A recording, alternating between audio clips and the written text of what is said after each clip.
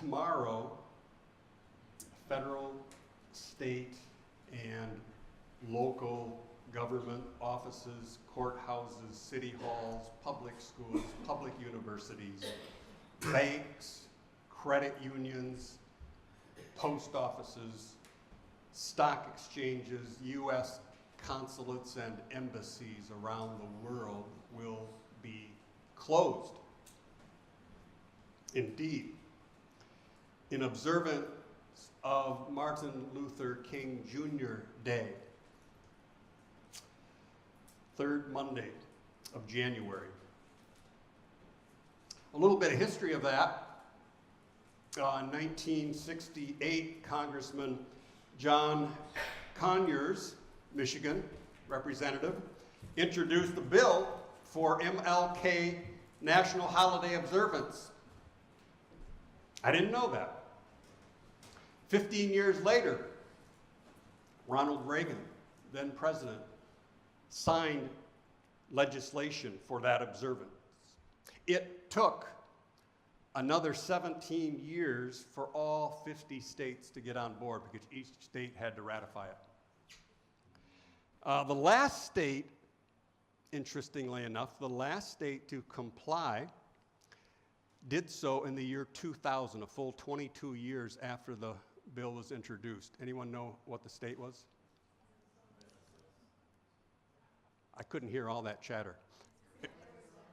Arizona, yes, Arizona was the last state to comply. I'm still going to visit Arizona, no problem with that, but it was the last state to comply. I would further note that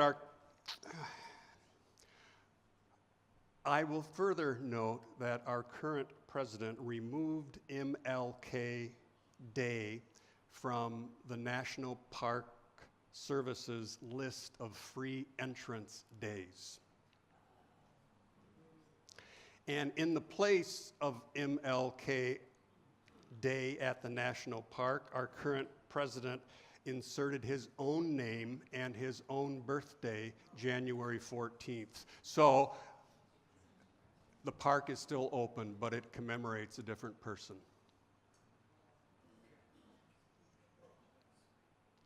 What a guy.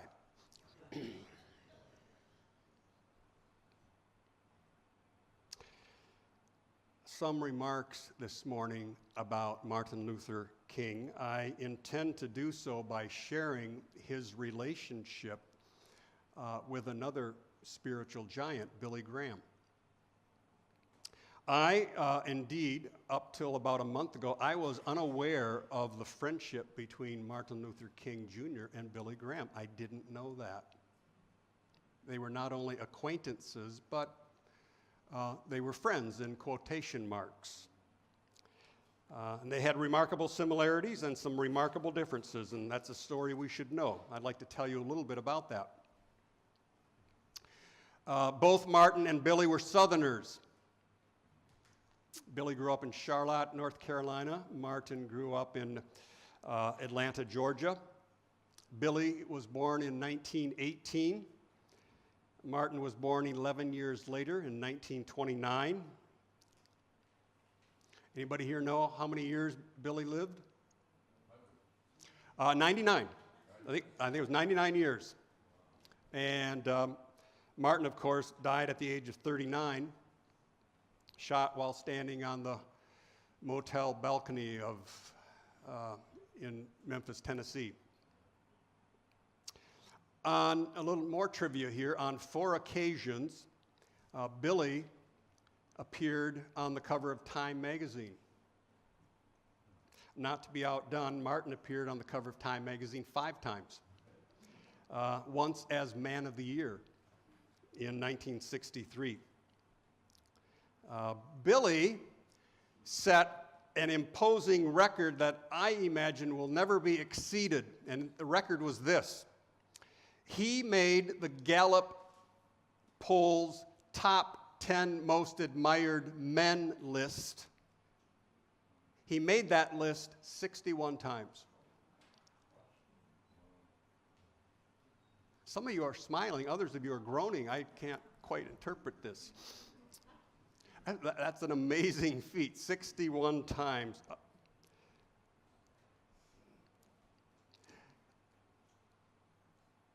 Both men, of course, were renowned preachers, known throughout the world. Billy received his training like this. He spent 2 years of training in Bible study and Bible content at the Florida Bible Institute, and then he completed his bachelor's degree 2 more years at Wheaton College, just west of western suburb of Chicago. Billy then did not go to seminary. He did not have a divinity school education.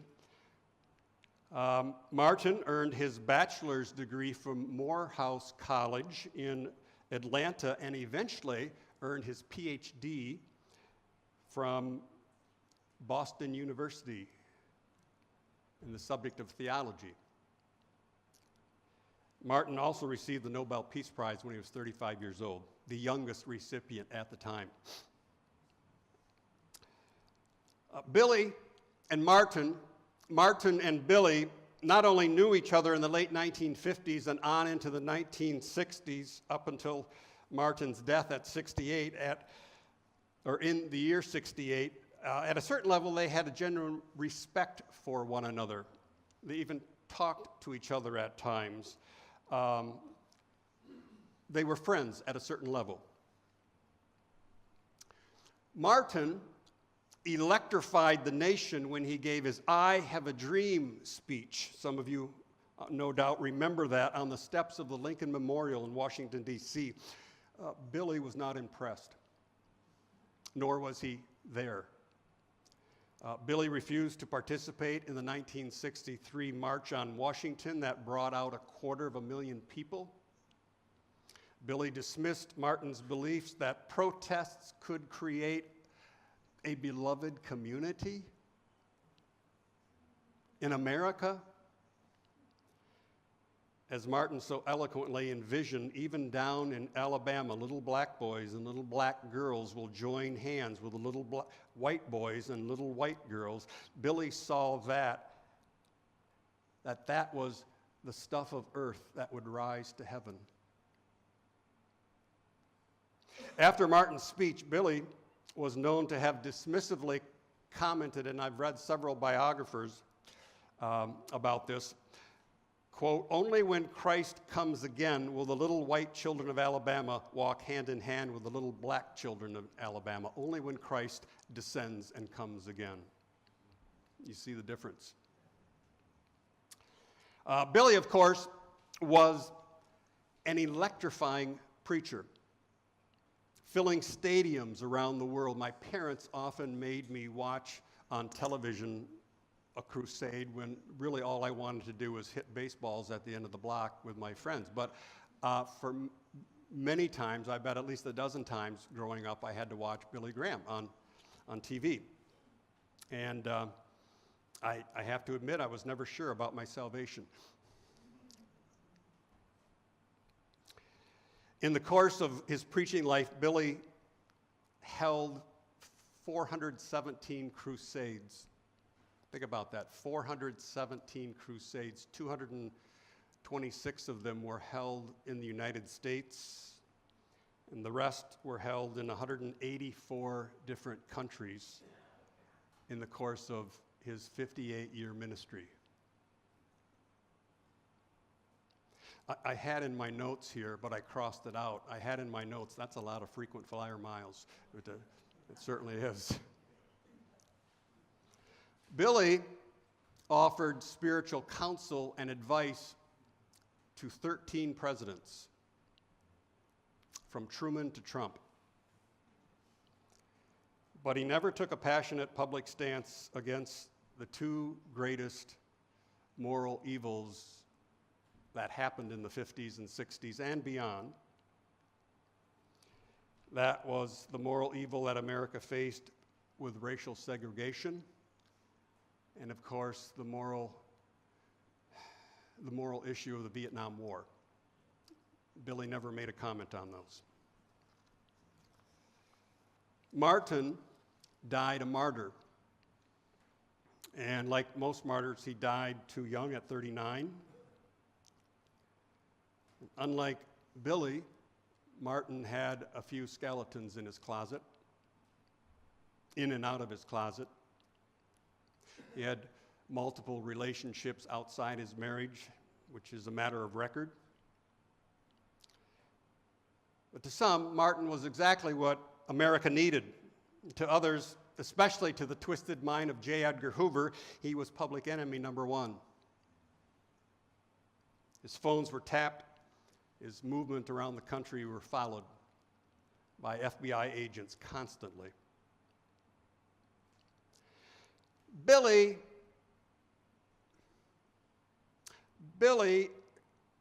sought to bring earth to heaven. Things would only get better once Jesus returned. Martin strived to bring his understanding of heaven down to earth. Martin walked the Edmund Pettus Bridge in Selma, Alabama, facing guard dogs and police swinging billy clubs, nightsticks. Martin walked that bridge. Billy stayed home. I'd like to leave you with my 5 favorite quotes of Martin Luther King Jr., which I think perhaps are even more relevant today than when he spoke them. See what you think. Darkness cannot drive out darkness. Only light can do that. Hate cannot drive out hate. Only love can do that. Second quote. Love is the only force capable of transforming an enemy into a friend. Love is the only force capable of transforming an enemy into a friend. Third quote. Unarmed truth and unconditional love will have the final word. Unarmed truth and unconditional love will have the final word. Number 4. Make a career of humanity. Commit yourself to the noble struggle of equal rights, and you will make a better person of yourself, a greater nation of your country, and a finer world to live in. And finally, number 5. If we are to have peace on earth, our loyalties must become ecumenical rather than sectional. Ecumenical rather than sectional. And our loyalties must transcend our race, our tribe, our class, and our nation. Prophets die too young.